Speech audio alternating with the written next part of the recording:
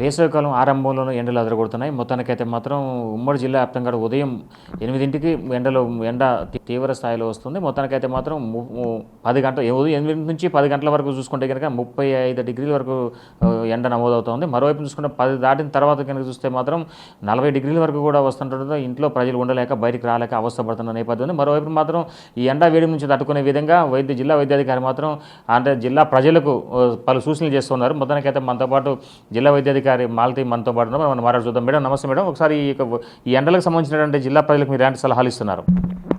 So అందరికీ నమస్కారం అండి. ఎండ తీవ్రత దాదాపు 2 రోజుల నుంచి ఎక్కువగా మనం చూస్తూ ఉన్నాము. ఈ రాబోయే 4-5 రోజుల్లో ఇంకా పెరిగే అవకాశం ఉంది. సో ఎండ ఎక్కువగా 10 గంటల నుంచి 4 గంటల వరకు చాలా విపరీతంగా అనిపిస్తుంది బయటకు వస్తే. సో ఏదన్నా ఈ పనికి ఉపాధి హామీ పనికి వెళ్ళే వాళ్ళైతేనేమి, ఏదైనా ఫంక్షన్స్ కానీ ప్రోగ్రామ్స్ కానీ వెళ్ళే వాళ్ళైతేనేమి, చిన్నపిల్లలు, వృద్ధులు, పెద్దవాళ్ళు వీళ్ళందరినీ దృష్టిలో పెట్టుకొని చెప్తున్నాను. ఈ ఎండ తీవ్రత ఎక్కువైన టైంలో మాత్రం దయచేసి బయటికి వెళ్ళకుండా ఏ పని ఉన్నా 10 గంటల లోపు తెమల్చుకుంటే బాగుంటుందని చెప్పేసి మీ అందరినీ విన్నవించుకుంటా ఉన్నాము. సో బయటికి వెళ్ళే వాళ్ళు మాత్రము ఏదో ఒక ఆహార పదార్థం మనం ఇంట్లో తయారు చేసుకున్నది తిని బయలుదేరితే బాగుంటుంది అనేటువంటిది నేను సూచన చేస్తూ ఉన్నాను. ఎందుకంటే ఖాళీ కడుపుతో ఉన్నప్పుడు ఇంకా వడగాడుపు కడుపులోకి దూరే అవకాశం ఉంటుంది. ఏదో ఒకటి తినాలి. మీతో పాటు మీ ఇంట్లో నుంచే మంచినీళ్ళు, ఒక బాటిల్ నీళ్లు తీసుకొని వెళ్ళాలి. ఆ గొడుగు కానీ తలపాకు కానీ అలాంటివి వాడడం మంచిది. కాస్త కాటన్ వస్త్రాలు ధరిస్తే మనకు కొంచెం చల్లదనం ఉంటుంది శరీరానికి. ఈ వేరే కాకుండా ఈ పాలిస్టరు అలాంటివి కాకుండా సో కాటన్ వస్త్రాలు మన శరీరాన్ని కాస్త కప్పి ఉంచుతాయి.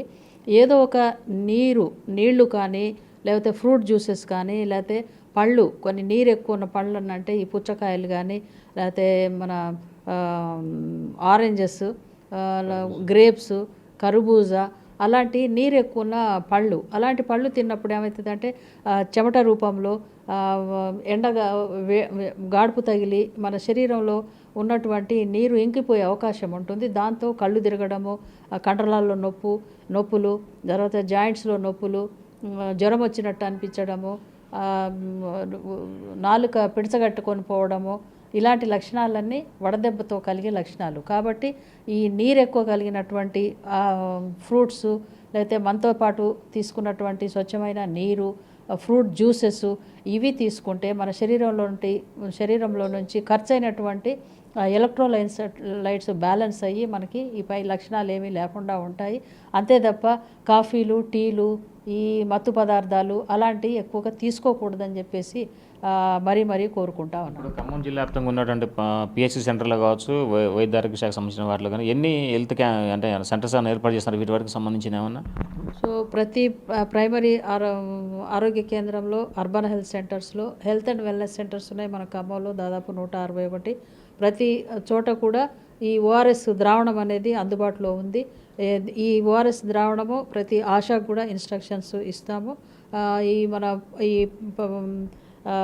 అక్కడి నుంచి సెక్రటరీస్ వాళ్ళందరూ కూడా కలెక్ట్ చేసుకొని అవసరమైన ప్రతి వారికి కూడా ఓఆర్ఎస్ ద్రావణం ఇవ్వచ్చు.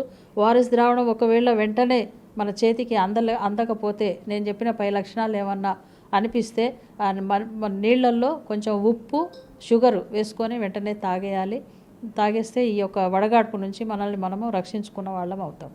సో మొత్తానికి అయితే మాత్రం ఎండల వేడి నుంచి తట్టుకునే విధంగా ప్రజలు అత్యవసరమైతే బయట రావాలి, లేకపోతే మాత్రం ఇంట్లోనే ఉండే పలు జాగ్రత్తలు తీసుకోని చెప్తున్నారు. మొత్తానికి అయితే మాత్రం ఖమ్మం జిల్లా వ్యాప్తంగా ఉన్నటువంటి హెల్త్ వెల్నెస్ సెంటర్స్లో మొత్తం అన్ని ఏర్పాట్లు అంటే ఎండ దెబ్బ తగిలిన వరకు సలహాలతో సూచనలు ఇవ్వడంతో పాటుగా ఓఆర్ఎస్ ప్యాకెట్లు కూడా సిద్ధంగా చేస్తామని చెప్తున్నారు వైద్యాధికారి. ఇది కొంత తాజా పరిస్థితి. కెమెరా సంపత్తో భాస్కర్, బిగ్ టీవీ, ఖమ్మం.